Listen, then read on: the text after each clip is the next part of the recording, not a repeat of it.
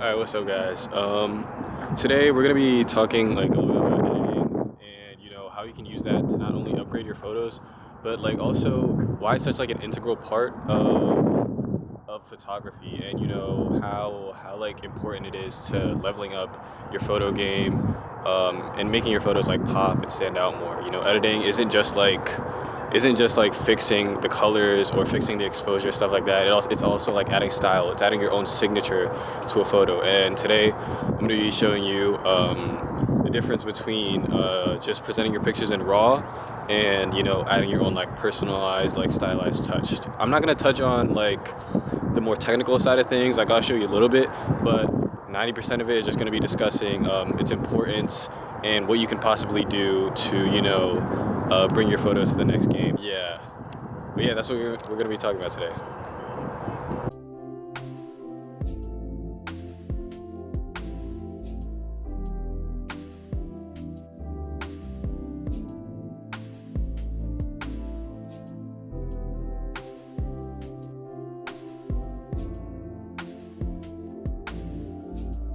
So I was saying, like, editing is like pretty overlooked by most people who aren't photographers because they don't really understand like the way cameras work and how different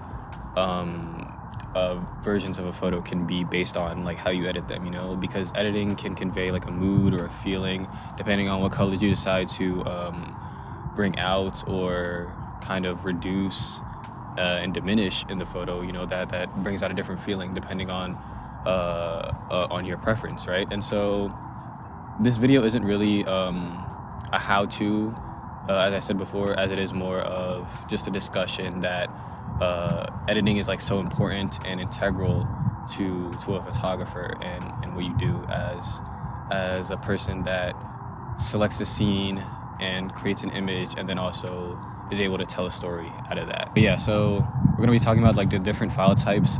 So usually in a camera, in any digital camera, there's going to be two file types that you will be taking photos in, obviously, and that's either going to be RAW or JPEG. So the difference is JPEG, I'm sure you've heard it before, it's most of the images, maybe not most, but a lot of the images on your computer or on the internet are JPEGs.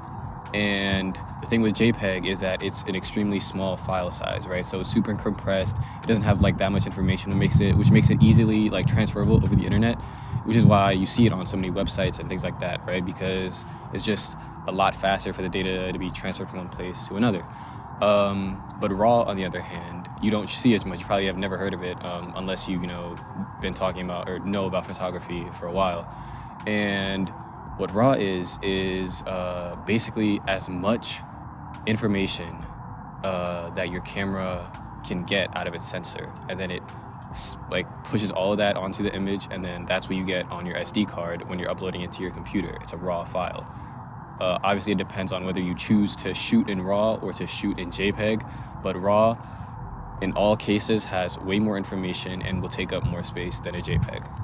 And the pros and cons of JPEG versus RAW is that in RAW, you get to, while you're editing, you get to be able to pull out the colors more, pull out like some information. Like, there are some photos that you might be able to recover that are in RAW, but if you were to have shot them in JPEG, it would either be like it might be too dark and you wouldn't be able to pull like the shadows out and get all those details back in. Or if it's too overexposed, like if there's too much light, you wouldn't be able to push those down if it was shot in JPEG. And so that's why I recommend for any beginner photographer, if you want to get as much image and as much experience in editing as you can, then for any beginner, I would definitely recommend shooting in RAW. It's just so much cooler. Also, you can like zoom in really well. Like, it retains so much information.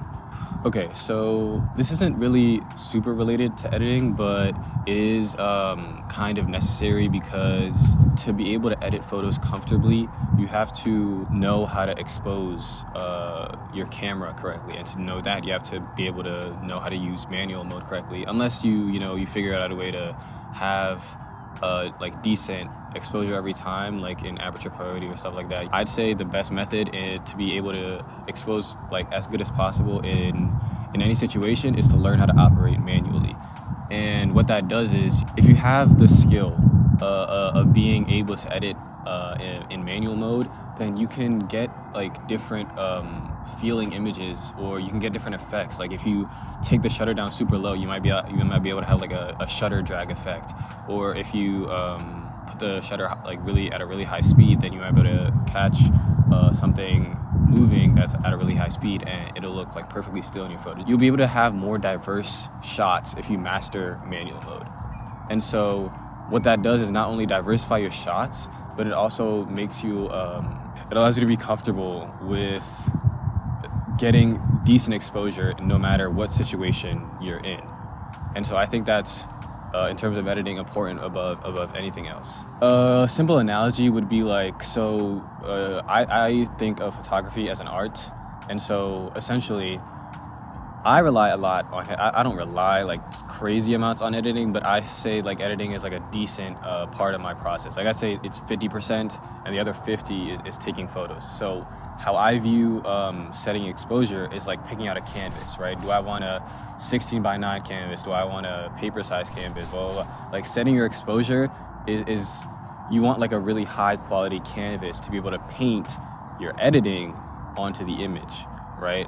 And so that's how I see it, and it's obviously like a gross oversimplification, but I'd say if you want good results in editing, then I'd say do your best to get good results while capturing the image with the camera in your hand in the first place. Something that I have heard people tell me is that like, like when I post on Instagram, like, I recognize that those are your photos. I'll be like, how'd you know? And they'll say, oh yeah, because I recognize like your editing style. And I like think of that as a really big compliment, because it leaves like a mark. It allows, like, it tells people like this is what your photos look like. And so that's what I think the power of editing has. Like it's not just how an image makes someone feel, but it also like leaves a signature without like leaving without leaving a signature, right? It's so subtle, but it conveys so much. Like in terms of just like showcasing your photography and what it looks like, and perfecting and articulating your own unique style. So I haven't even been doing a full year of photography yet, but I'd say editing takes you so far ahead of the competition. It's really like insane. Like it's high key a cheat code, right?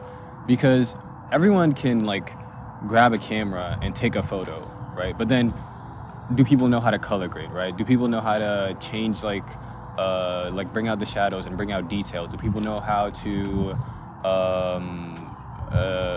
emphasize a certain color? Like artistically, I'd say editing is far more important than like, maybe not far more important. Let me not go crazy. But I'd say editing is a very important in showcasing what you want to convey in terms of photography.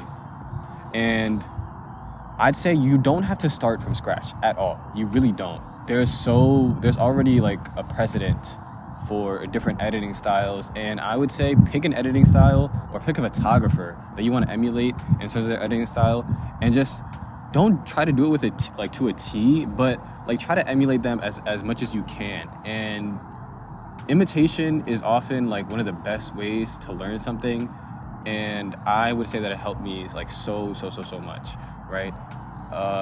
No matter like whatever trend it is that you want to like try to copy or try to emulate, I'd say go for it, because not only does that give you possibly the end result that you want, but also gives you experience editing and trying like different things. Like searching up a tutorial on how to make like a photo look film-like is, I think, miles more productive than going in like absolutely knowing nothing and just trying to tweak different settings on Lightroom and just being like somewhat satisfied with what you got, right? So yeah, I'd say definitely try to imitate as much as possible, but while also like maintaining your own and perfecting your own style. Okay, so I'm saying like a lot, but I think it would be a lot more helpful if I like showed you. So most of my images, I'll show you a couple right now, I always like add like green or like a little bit of teal in the shadows, just because it's something that I like love, how the teal or the green will contrast with skin tones. and it's just something that I add to a lot of my photos, not all of them, but it's something that I've just like gotten accustomed to. Like whenever I like go to the color grading part, like just like the color grading section of Lightroom, I'll be like, okay, I'm putting the shadows in green or teal, depending on what the rest of the scene looks like. And once you like start to get into your workflow, like those are like the type of things that it'll speed it up, and it also like make you super satisfied that, you know, you can create like a good image based on a formula that you've already created, right? You'd be like, oh, this is mine, nobody else has done this. Or maybe somebody else has done this, but I made it into my thing because these are the photos I've taken and I put on my editing style on that. And so then you're like really happy with the result. All right, thank y'all so much for watching. There's some stuff that I didn't quite touch on in this video, but we'll be sure to cover all that in the next couple ones. And yeah, sorry about the audio quality. Yeah, I was just recording on my phone, but yeah, thank y'all so much for watching the video all the way through. Make sure to subscribe. Appreciate y'all. Catch you on the next one.